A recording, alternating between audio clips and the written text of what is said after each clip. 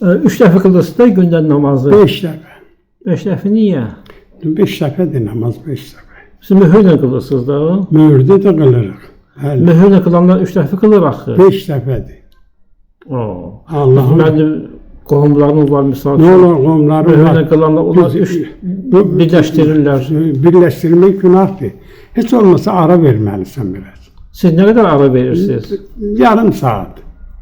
Ancaq kanuni biz saat 1'də bu namazı qılanda saat 3'də də o biri namazı, ikindi namazı qılmaq. Biz qılırıq, yarım saat keçir, onu qılırıq. 5 dəfədir namaz. Bəs bizi kim məcbur edir onları Onları birləşdirməyə? bizim tamahımız, bizim ürəyimiz. Bir nəfər gəldi, salam aleyküm gördü məclisdir, molla dərs oxuyur. Kur'an oxuyur, Yasin oxuyur. Dedim Allah'ın bir sualım var. Dedi buyur. Dedi Allah'ın telefon nömrəsini ver mənə də.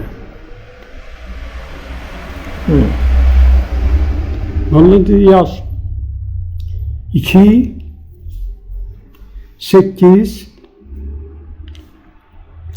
7.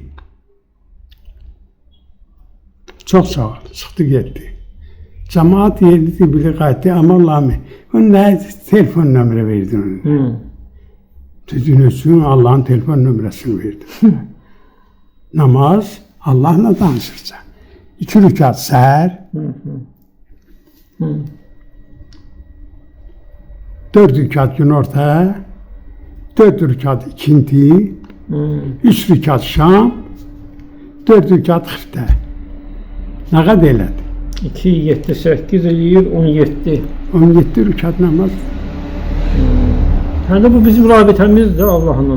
Allah ilə Rabdə, Allah ilə danışırıq. Danışırıq. Namaz Allah'la danışırsan. Allah İyyâke na'budu ve İyyâke nestaîn. Allah'la danışırsan, Allah'dan istəyirsən. Bizi Allah'dan xahiş edirsən ki, məni düz olan adamların yoluna sal. Azğınların yoluna salma. Allah'la bunu danışırsan. Namaz budur. Kılırsan özün üçün, kılmırsan özün üçün.